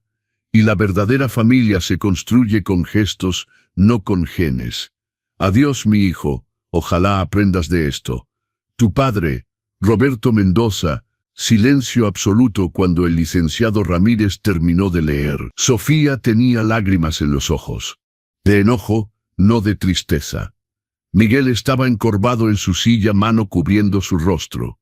«Eso es todo», dijo el licenciado Ramírez, doblando la carta y volviéndola a meter en el sobre. «El testamento es definitivo e incontestable». ¿Preguntas? Nadie respondió. Salieron de la oficina en silencio. Subieron al carro. Regresaron a la casa que era de ellos. La única cosa que heredaron de Roberto Mendoza. La casa y una lección que iban a cargar para siempre. 3 días después del funeral de Roberto Mendoza, Miguel Mendoza se encontró solo en la casa de la colonia americana. Sofía había salido, dijo que necesitaba aire, necesitaba espacio, necesitaba procesar todo lo que había pasado. Pero Miguel sabía la verdad. Ella no estaba procesando, estaba calculando cuánto valía la casa, cuánto podrían obtener si la vendían, cómo podrían recuperar algo del dinero que merecían. Miguel caminó lentamente por la casa. Cada habitación olía a su padre. La sala donde Roberto se sentaba todas las tardes a leer el periódico. La cocina donde preparaba su café exactamente como Elena le había enseñado. La recámara donde había dormido 60 años, primero con Elena, luego solo. En el escritorio de la recámara, Miguel encontró algo. Una caja de zapatos vieja. Dentro fotografías. Cientos de fotografías. Roberto bebé en brazos de su madre. Roberto niño con su padre en la estación de tren. Roberto adolescente con su primer uniforme de Ferrocarriles Nacionales. Roberto joven el día de su boda con Elena, ambos sonriendo, jóvenes, llenos de esperanza. Miguel siguió mirando. Roberto sosteniendo a un bebé. Ese bebé era él. Miguel en los brazos de su padre, Roberto mirándolo con una expresión que Miguel reconoció porque la había visto 1000 veces, pero nunca había entendido realmente. Era amor puro. Amor sin condiciones, amor que no pedía nada a cambio. Más fotos. Miguel en su primer día de escuela, Roberto detrás de él con las manos en sus hombros. Miguel en su graduación de preparatoria, Roberto aplaudiendo en la audiencia. Miguel recibiendo su título universitario, Roberto y Elena de pie, lágrimas en los ojos, orgullosos de ese hijo que era el primero de la familia en tener educación superior. Y luego las fotos pararon. Había algunas de la boda de Miguel y Sofía, algunas de reuniones familiares, pero algo había cambiado. En las fotos más recientes, Roberto sonreía menos, sus ojos parecían más cansados, más tristes. Miguel cerró la caja, se sentó en el borde de la cama de su padre, y por primera vez en años, realmente lloró. No lloró en el funeral, no había llorado cuando su padre murió. Pero ahora solo en esta habitación, rodeado de los recuerdos de un hombre que había dado todo y recibido traición a cambio, Miguel lloró. Lloró porque entendió que había tenido un padre extraordinario y había sido un hijo terrible. Entendió que había elegido dinero sobre familia. Había elegido a una mujer manipuladora sobre el hombre que le había dado la vida. Había elegido el camino fácil del silencio sobre el camino difícil de defender lo correcto. Pensó en todas las veces que Sofía había humillado a su padre, y él no había dicho nada. Pensó en todas las veces que habían tomado dinero que no les pertenecía, y él se había justificado diciendo, técnicamente es legal. Pensó en la conversación donde Sofía había dicho ojalá se deteriore rápido, y él no la había detenido. ¿Qué clase de hijo escucha a su esposa desear el deterioro de su padre y no dice nada? ¿Qué clase de hombre era él? Su teléfono sonó. Era Sofía. ¿Encontraste algo valioso en la casa?, preguntó, sin preámbulo, sin cómo estás, sin estás bien, solo. ¿Encontraste algo valioso? Miguel miró la caja de fotos en sus manos. Sí, dijo, encontré algo valioso. ¿Qué? ¿Dinero? ¿Joyas? Recuerdos, dijo Miguel. Encontré recuerdos de un padre que merecía mejor. Silencio del otro lado. Miguel, ¿estás bien? No, dijo, no estoy bien. No he estado bien en mucho tiempo. Mira, sé que estás triste, pero tenemos que ser prácticos. La casa vale mucho. Podemos venderla, tomar el dinero. No voy a vender la casa, dijo Miguel. ¿Qué? Dije que no voy a vender la casa de mi padre. Es tu casa ahora. Puedes hacer lo que quieras. Exactamente, dijo Miguel. Es mi casa, mi decisión. Y decido no venderla. Miguel, sé razonable. ¿Para qué la quieres? Es una casa vieja en un barrio obrero. Podemos obtener buen dinero y comprar algo mejor, algo nuestro. Era de él, dijo Miguel suavemente. La compró con su trabajo. La pagó con 30 años de sacrificio. Y la dejó como lección, no como premio. No voy a venderla. Estás siendo ridículo. Tal vez, dijo Miguel. Pero es mi ridiculez. Colgó el teléfono. Se quedó sentado ahí, en la habitación de su padre, y pensó en todo. En los 54 años que Roberto trabajó. En cada madrugada que se levantó a las 5. En cada regreso a casa con las manos sucias de grasa. En cada peso que ahorró, cada sacrificio que hizo, cada sueño que tuvo para su hijo. Y pensó en cómo ese hijo había respondido, con codicia, con ingratitud, con traición. Si pudiera regresar el tiempo, ¿qué haría diferente? Todo, haría todo diferente. Habría defendido a su padre cuando Sofía lo criticaba. Habría dicho no cuando ella sugirió tomar el dinero para la casa de playa. Habría puesto límites. Habría sido el hijo que Roberto merecía, pero no podía regresar el tiempo. Solo podía vivir con el peso de sus decisiones. Y ese peso era insoportable. La historia de Roberto Mendoza no es única. En toda Latinoamérica, en todo el mundo, hay miles de Robertos, miles de personas mayores que trabajaron toda su vida, que sacrificaron todo por sus familias, que llegaron a la vejez esperando amor y respeto, y en su lugar encontraron explotación y abandono. Según estudios recientes, el abuso financiero de personas mayores afecta a 1 de cada 10 adultos mayores en México. 1 de cada 10. Y esas son solo las cifras oficiales. Los casos reales son probablemente mucho más altos, porque muchas víctimas, como Roberto al principio, no denuncian por vergüenza, por miedo, por esperanza de que las cosas mejoren. Los abusadores no siempre son extraños. De hecho, en el 90% de los casos, el abusador es un familiar cercano, un hijo, una nuera, alguien en quien la víctima confió, alguien a quien amó. Las tácticas son siempre similares. Comienza con control gradual. Es por tu seguridad, papá. Es por tu bien. Solo queremos ayudarte. Y lentamente, la persona mayor pierde su autonomía, su voz, su dignidad. Luego viene el control financiero. Cuentas mancomunadas. Para facilitar los pagos. Para ayudarte con tus finanzas. Y de repente, el dinero que trabajaron toda su vida para ganar está siendo gastado por otros en lujos que nunca verán. Y finalmente, el aislamiento. No deberías salir solo. Es peligroso. Quédate en casa. Y el mundo de la persona se reduce a 4 paredes, dependiente completamente de aquellos que los están explotando. Roberto Mendoza rompió ese ciclo. No porque fuera más fuerte que otros. No porque fuera más inteligente, sino porque tuvo 3 cosas cruciales: información, apoyo profesional y la voluntad de actuar. Escuchó las conversaciones que no debía escuchar y en lugar de negar la realidad, la enfrentó, buscó ayuda profesional. El licenciado Ramírez no solo le dio consejo legal, le dio validación. Le dijo: no estás loco, no estás exagerando, esto es abuso real y tienes derechos. Y actuó, a pesar del miedo, a pesar de la edad, a pesar de sentirse vulnerable, tomó control de su dinero, de su vida, de su dignidad. Pero ¿cuántos no tienen acceso a un notario que los escuche? ¿Cuántos no tienen la lucidez mental para planear su defensa?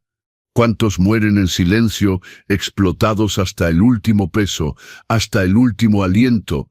Si estás viendo esto y tienes un adulto mayor en tu familia, pregúntate: ¿cómo lo trato? ¿Lo trato como una carga o como una bendición? ¿Respeto su autonomía o trato de controlarlo por su bien? ¿Valoro su experiencia o lo trato como si su opinión ya no importara? Y si eres un adulto mayor, viendo esto, pregúntate: ¿estoy siendo respetado? ¿Me siento en control de mi vida? ¿Me siento valorado o tolerado? Si la respuesta a esas preguntas te incomoda, tal vez es tiempo de hacer cambios. Tal vez es tiempo de tener conversaciones difíciles. Tal vez es tiempo de buscar ayuda. La dignidad no es negociable. El respeto no es opcional. Y nadie, absolutamente nadie, tiene derecho a explotar a otro ser humano, sin importar la edad, sin importar la relación familiar. Si esta historia te tocó el corazón, si te hizo pensar, si te hizo sentir algo, dale like ahora y suscríbete al canal para más historias de resiliencia y dignidad en la tercera edad, porque cada suscripción nos ayuda a seguir compartiendo estas historias importantes, estas lecciones que necesitamos aprender. Tú, Mauricio, el amigo de Roberto de toda la vida, se enteró de la muerte 3 días tarde. Nadie le avisó. Nadie pensó que importaba. Simplemente fue a la plaza como siempre hacía, y Roberto no estaba. Preguntó al vendedor de periódicos: «Don Roberto falleció el martes». Mauricio se sentó en la banca donde él y Roberto habían pasado miles de tardes. 80 años de amistad, desde que eran niños corriendo por las calles de Guadalajara. Habían sobrevivido guerras, crisis económicas, dictaduras, pérdidas. Habían visto el mundo cambiar 1000 veces, y ahora Roberto se había ido, y nadie había pensado en decirle a su mejor amigo. Mauricio lloró. No lágrimas dramáticas, solo las lágrimas silenciosas de un hombre viejo que acababa de perder a la única persona en el mundo que lo conocía completamente. Pensó en la última conversación que habían tenido. Roberto había dicho: me acordé de que todavía respiro y que mientras respire todavía tengo derechos. Mauricio se rió entre lágrimas. Ese era Roberto. Incluso al final, incluso cuando todo parecía perdido, había encontrado la fuerza para defenderse. Había encontrado la dignidad para decir no más. ¿Cuántos de nosotros tendríamos ese coraje? ¿Cuántos de nosotros, a los 85 años, después de perderlo todo, después de ser traicionados por aquellos que más amamos, tendríamos la fuerza para levantarnos y pelear? Roberto Mendoza no era un héroe. Era un hombre ordinario que vivió una vida ordinaria. Trabajó duro. Amó a su familia. Hizo sacrificios. No era perfecto. Probablemente cometió errores como padre. Probablemente hubo momentos en que fue demasiado estricto, o demasiado ausente o demasiado enfocado en el trabajo. Pero no merecía lo que le hicieron. Nadie lo merece. Y su historia no debería ser excepcional. No debería ser sorprendente que un hombre defendiera su dignidad. Debería ser normal. Debería ser esperado. Pero vivimos en un mundo donde la vejez es vista como carga en lugar de bendición, donde la experiencia es descartada en favor de la juventud, donde aquellos que construyeron todo son tratados como si ya no tuvieran nada que ofrecer. Y eso tiene que cambiar en nuestras leyes. Necesitamos más protecciones para adultos mayores. Necesitamos que el abuso financiero sea tomado tan seriamente como otros tipos de abuso. Necesitamos sistemas que protejan a los vulnerables. Tiene que cambiar en nuestras familias. Necesitamos criar a nuestros hijos para que valoren a los mayores. Necesitamos modelar respeto. Necesitamos enseñar que familia significa cuidar, no explotar. Y tiene que cambiar en nuestros corazones. Necesitamos ver a las personas mayores no como cargas, sino como tesoros.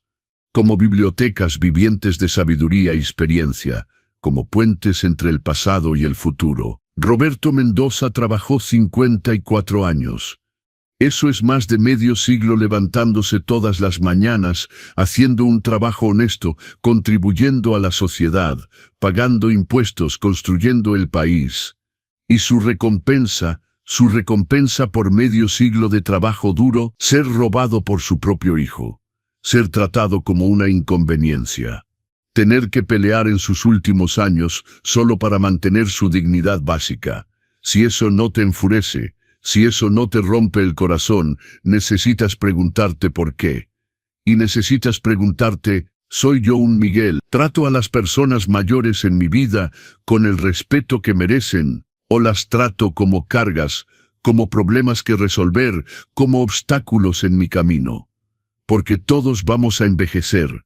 Todos, si tenemos suerte, llegaremos a tener 80, 90 años. Y cuando lleguemos ahí, ¿cómo queremos ser tratados? ¿Queremos ser respetados o controlados?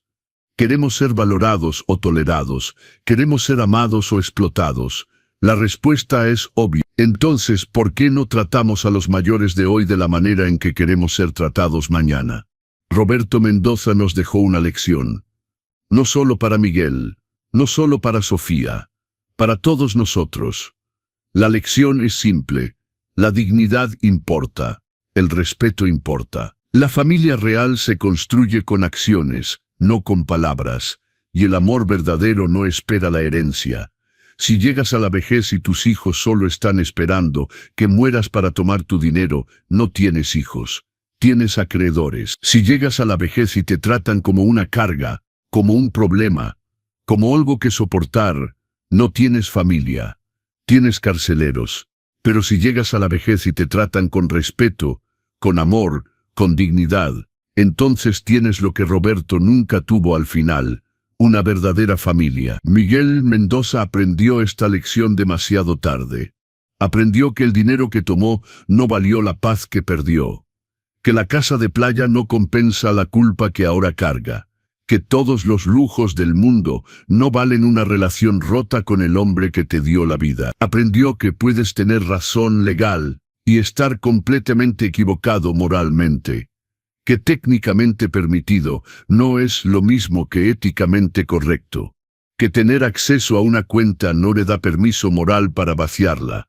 Aprendió que el silencio es complicidad, que no defender a tu padre cuando tu esposa lo humilla te hace tan culpable como ella, que quedarse callado cuando deberías hablar es una elección, y una elección cobarde. Y aprendió, más dolorosamente, que hay algunas cosas que no se pueden deshacer, algunas palabras que no se pueden retirar, algunas acciones que no se pueden perdonar, y algunas oportunidades que, una vez perdidas, nunca regresan. No puedes pedirle perdón a un muerto. No puedes abrazar a un muerto. No puedes decirle lo siento, papá. Estaba equivocado a alguien que ya no está ahí para escucharlo. Miguel tendrá que vivir con eso. Por el resto de su vida, cargará el peso de saber que tuvo un padre extraordinario y lo trató terriblemente, que tuvo la oportunidad de ser un buen hijo y la desperdició, que eligió mal, una y otra vez, hasta que fue demasiado tarde para elegir diferente. Y cada vez que entre a esa casa, la casa que Roberto dejó, no como regalo sino como recordatorio, Miguel recordará al hombre que construyó esa casa con trabajo honesto, al hombre que la llenó de amor, al hombre que murió sabiendo que su hijo lo había traicionado. Esa es una condena peor que cualquier cosa que un juez podría ordenar. Si esta historia te tocó, si te hizo reflexionar sobre cómo tratas a las personas mayores en tu vida, déjanos un comentario. Dinos, ¿qué piensas? ¿Hizo bien Roberto? ¿Habrías tenido el mismo valor para protegerte? ¿Desde qué ciudad nos estás viendo? Y recuerda siempre, el respeto no es un favor, es un derecho. La dignidad no tiene fecha de vencimiento, y el verdadero amor no se mide en pesos. Un año después de la muerte de Roberto Mendoza, Miguel estaba parado frente a la tumba de sus padres en el Panteón de Guadalajara. Era marzo, el mismo mes en que Roberto había nacido 91 años atrás. La lápida era simple, nada elaborado, solo los nombres, Roberto Mendoza, y debajo, una frase que Miguel había elegido después de semanas de pensar. Trabajaron con honor, amaron con lealtad, vivieron con dignidad. Miguel puso flores frescas en la tumba, flores caras de la mejor florería, no del supermercado. Lo hacía todas las semanas ahora, como su padre había hecho para Elena. Como había querido hacer, pero Sofía lo había criticado por desperdiciar dinero. Qué irónico. Ahora que su padre estaba muerto, ahora que ya no podía ver el gesto, Miguel traía las flores más caras cada semana. Compensación tardía, arrepentimiento tardío, amor tardío. Demasiado tarde para que importara. Hola, papá, dijo suavemente. Hablaba con la tumba ahora. Había empezado a hacerlo 6 meses atrás. Al principio se sentía ridículo, pero ahora era la única manera de decir las cosas que debería haber dicho cuando su padre estaba vivo. Te traje tus flores favoritas, las claveles rojos que siempre le comprabas a mamá. El viento sopló, una hoja cayó sobre la lápida. Miguel la quitó gentilmente. Sofía y yo nos separamos. Hace 3 meses. Supongo que ya lo sabes, donde sea que estés. La separación había sido inevitable. Después de la lectura del testamento, después de la carta, algo se había roto permanentemente entre Miguel y Sofía. Ella seguía viendo solo el dinero perdido. Miguel solo podía ver el padre que había traicionado. Habían intentado continuar. Por 1 mes, 2 meses, 3. Pero cada conversador se convertía en pelea. Cada silencio estaba cargado de resentimiento. Sofía culpaba a Miguel por no haber asegurado mejor la herencia. Miguel culpaba a Sofía por haberlo convertido en el tipo de hijo que merecía ser desheredado.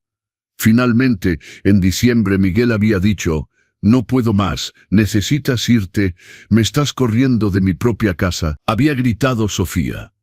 «Es mi casa», había dicho Miguel, «la casa de mi padre. Y tú ya no eres bienvenida aquí». Ella se había ido, Se había mudado a la casa de playa en Puerto Vallarta, la casa comprada con el dinero robado de Roberto. Miguel había escuchado que estaba tratando de venderla, que necesitaba dinero, que los lujos se habían acabado y la realidad de vivir con sus propios medios era dura. No sentía satisfacción por eso. Solo sentía vacío. No la extraño, le dijo a la tumba. Pensé que sí. Estuvimos juntos 25 años. Pero cuando se fue, lo que sentí fue alivio.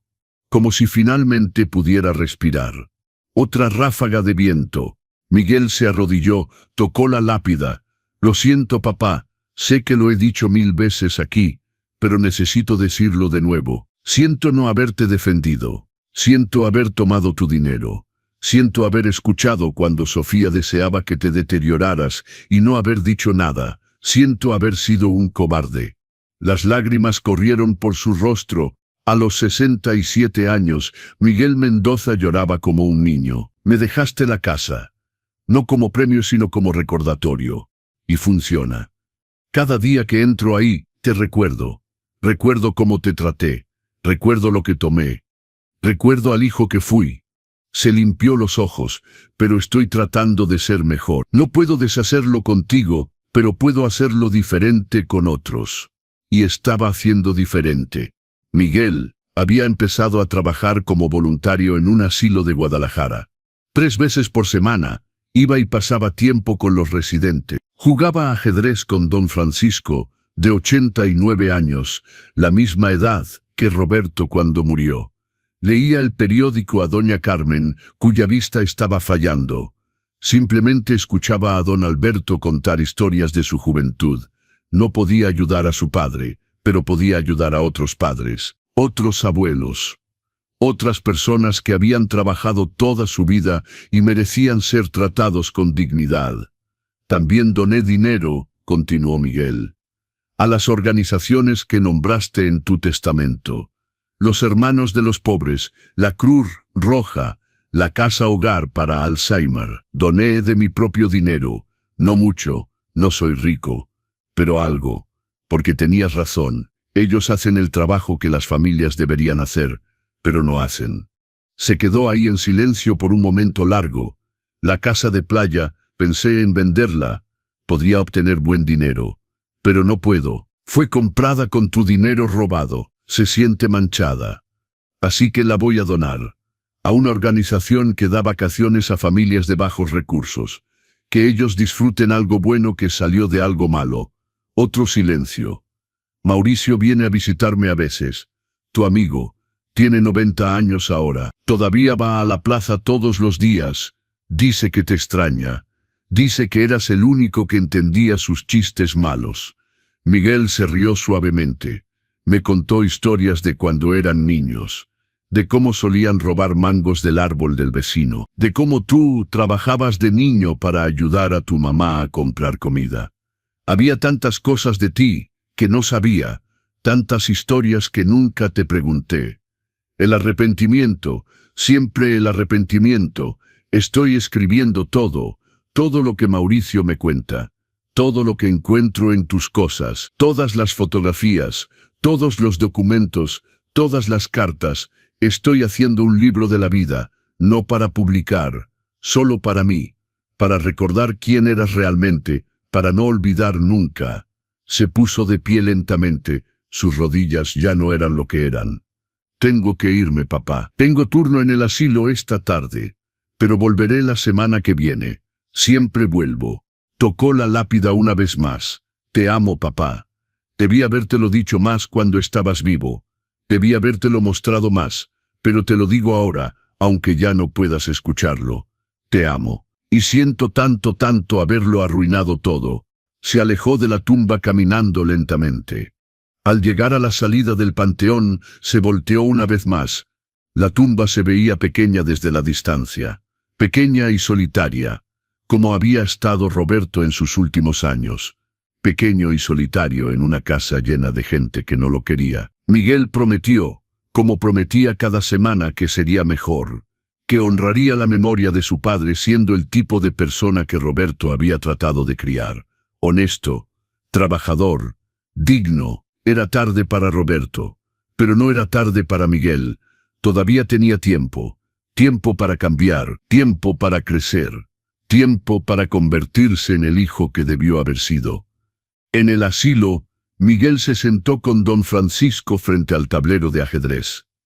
«Hablas mucho de tu padre últimamente», observó don Francisco, moviendo un peón. «Sí», dijo Miguel. «Supongo que sí. Era un buen hombre, el mejor», dijo Miguel. «Y yo fui el peor hijo». Don Francisco lo miró con esos ojos sabios que habían visto muchas décadas. «El arrepentimiento es útil solo si te cambia. Si solo te hace sentir mal pero no actúas diferente, es masturbación emocional, autocompasión disfrazada de crecimiento». Miguel se detuvo a mitad de mover su caballo. «Tienes razón. Entonces, ¿te está cambiando? ¿O solo te estás revolcando en la culpa?» Miguel pensó en las flores semanales, en el voluntariado, en la donación de la casa de playa, en la separación de Sofía, en todas las pequeñas maneras en que estaba tratando de ser diferente. «Me está cambiando», dijo, «o al menos estoy tratando de dejar que me cambie». Don Francisco asintió. «Entonces tu padre no murió en vano. Te enseñó una lección cara, dolorosa, pero lección al fin. La lección más cara de mi vida. Las mejores lecciones siempre lo son». Jugaron en silencio por un rato. Luego don Francisco dijo: «Sabes, mis hijos no me visitan. Tengo 3, uno en México City, uno en Monterrey, uno aquí en Guadalajara. El de aquí viene tal vez una vez cada 3 meses. Los otros, tal vez 2 veces al año. Lo siento, no lo sientas. Es la realidad de muchos aquí. Tenemos hijos, pero no tenemos familia. Tenemos sangre compartida, pero no amor compartido». Miguel sintió el peso de esas palabras. «Por eso haces esto, ¿verdad?», dijo don Francisco. «Vienes aquí, pasas tiempo con nosotros, no porque nos conozcas, sino porque no pudiste hacer esto con tu padre». «Está bien», dijo don Francisco. «Es un buen motivo. Egoísta, tal vez. Pero buen motivo. Nos beneficiamos a nosotros, te beneficias tú. Todos ganan». Jaque mate. Don Francisco había ganado otra vez. «Eres demasiado bueno en esto», dijo Miguel. «He tenido 90 años para practicar, y ahora tengo mucho tiempo libre». Se rieron juntos. Y en ese momento, Miguel sintió algo que no había sentido en mucho tiempo. Paz. No felicidad completa. No ausencia de arrepentimiento, pero paz. La paz de saber que estaba, finalmente, en el camino correcto. Esa noche Miguel se sentó en el viejo sillón de Roberto en la sala. El sillón café donde su padre había pasado tantas horas. Donde había fingido dormir mientras escuchaba las traiciones que se planeaban contra él. Miguel abrió el libro que estaba escribiendo. La vida de Roberto Mendoza, decía en la portada. Había llenado ya casi 100 páginas. Historias de Mauricio. Recuerdos propios de la infancia. Cosas que había encontrado en cajas viejas. Escribió una entrada nueva. «Hoy en el asilo, don Francisco me preguntó si mi arrepentimiento me estaba cambiando o solo haciéndome sentir mal. Es una buena pregunta. La pregunta correcta. Creo que me está cambiando. Espero que me esté cambiando, porque si no, entonces realmente desperdicie la lección que mi padre pagó tan caro para enseñar. Mi padre trabajó 54 años, ahorró cada peso, sacrificó todo por darme una vida mejor, y yo tomé ese sacrificio y lo pisoteé. Tomé su dinero, permití que mi esposa lo humillara. Me quedé callado cuando debí haber gritado, pero él no murió solo enseñándome una lección. Murió mostrando al mundo lo que significa defender tu dignidad, lo que significa decir no más, lo que significa que nunca es demasiado tarde para tomar control de tu vida. A los 85 años, cuando la mayoría habría simplemente aceptado el abuso, cuando la mayoría habría sido demasiado cansado o asustado o derrotado para pelear, mi padre peleó. Y ganó. No ganó dinero, no ganó reconciliación, pero ganó algo más importante. Ganó su dignidad de vuelta. y aseguró que incluso después de muerto su voz sería escuchada. Esa carta que el licenciado Ramírez leyó, esas palabras que escribió sabiendo que no estaría ahí para ver mi reacción, esas palabras me perseguirán por el resto de mi vida. Espero que un día, cuando seas viejo, tus hijos, si los tienes, te traten mejor de lo que tú me trataste. No tengo hijos. Sofía y yo decidimos hace años que no queríamos. Pensé que era una buena decisión entonces. Ahora me pregunto si era cobardía, miedo de repetir los errores de mi padre. O peor, miedo de que mis hijos repitieran mis errores conmigo. Tal vez es mejor así. No hay niños para desilusionar. No hay nietos para que Roberto nunca conozca. Solo yo, y mis arrepentimientos, y el tiempo que me queda para tratar de ser mejor. Si alguien lee esto algún día, si alguien encuentra este libro después de que yo muera, quiero que sepa esto. Mi padre fue un mejor hombre de lo que yo nunca seré. Pero estoy tratando. Dios sabe que estoy tratando. Cerró el libro. Apagó la luz. Se quedó sentado en la oscuridad del sillón de su padre. Y por primera vez en meses, no lloró. Solo se sentó, respiró, existió en el espacio que Roberto había ocupado, tratando de entender cómo un hombre tan ordinario había tenido tanta fuerza extraordinaria. Epílogo. 5 años después de la muerte de Roberto Mendoza, la casa en la colonia americana todavía estaba en pie. Miguel todavía vivía ahí. Había recibido ofertas para venderla, buenas ofertas, ofertas que le habrían dado mucho dinero, pero nunca vendió. La casa era su penitencia, su recordatorio, su iglesia donde adoraba la memoria de un padre que había fallado, pero que nunca olvidaría. El asilo donde trabajaba de voluntario había puesto una placa en su honor, en reconocimiento a Miguel Mendoza, quien nos recuerda que nunca es demasiado tarde para cambiar. La casa de playa había sido donada a una organización benéfica. Cada verano familias de bajos recursos pasaban una semana ahí. Niños que nunca habían visto el mar construían castillos de arena en la playa comprada con dinero robado, pero ahora usada para crear recuerdos felices. El carro que Sofía había comprado con el dinero de Roberto había sido vendido, el dinero donado. Poco a poco Miguel estaba limpiando las manchas. No podía deshacer el pasado, pero podía asegurar que el futuro fuera diferente. Mauricio había muerto a los 93. En su funeral, solo estaban Miguel y un puñado de personas. En su testamento, Mauricio le había dejado algo a Miguel, una caja de cartas. Cartas que Roberto le había escrito a lo largo de los años. Miguel las había leído todas. En ellas, vio a su padre no como víctima, sino como hombre completo.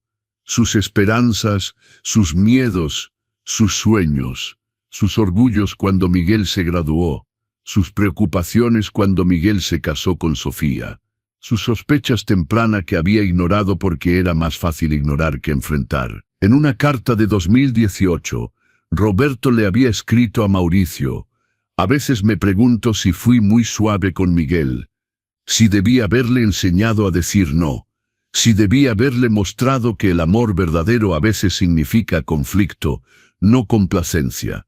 Pero solo quería que fuera feliz, y pensé que siendo suave, siendo amoroso, siendo generoso, le enseñaría a ser así con otros. En lugar de eso creo que le enseñé que podía tomar sin consecuencias. Ese fue mi error como padre. Miguel había llorado al leer eso, llorado porque incluso al final, incluso siendo abusado y robado, Roberto se culpaba a sí mismo. Se preguntaba qué había hecho mal como padre, cuando la verdad era simple. Roberto había sido un padre excelente. Miguel había sido un hijo terrible, pero estaba tratando de cambiar eso. Cada día, cada acción, cada elección, no por redención. La redención no era posible. Había cruzado líneas que no se podían descruzar. Pero por honor, por memoria, por asegurar que el nombre Roberto Mendoza significara algo más que el viejo que fue robado por su hijo. Significaría dignidad, significaría fuerza, significaría que nunca es demasiado tarde para pelear por lo que es correcto. Y Miguel pasaría el resto de su vida asegurándose de que esa lección no se perdiera. Si has llegado hasta aquí, si esta historia tocó tu corazón de alguna manera, por favor, dale like ahora, suscríbete al canal para más historias que importan, historias que nos recuerdan lo que significa ser humano, lo que significa tener dignidad, lo que significa ser familia de verdad. Déjanos un comentario diciéndonos, ¿qué piensas de lo que hizo Roberto? ¿Crees que Miguel merece una segunda oportunidad? ¿Desde qué ciudad nos estás viendo? Tu participación nos ayuda a seguir compartiendo estas historias importantes, a seguir recordando que el respeto no tiene edad y la dignidad no caduca. Y recuerda siempre las palabras finales de Roberto Mendoza: la dignidad no se negocia, el respeto no se compra, el amor no espera la herencia, y la verdadera familia se construye con gestos, no con genes. Gracias por acompañarnos en esta historia. Gracias por recordar. Gracias por aprender. Y si tienes un adulto mayor en tu vida, por favor, hoy, ahora mismo, dile que lo valoras. Dile que lo amas. Dile que su vida importa. No esperes hasta que sea demasiado tarde. No seas Miguel. Sé mejor.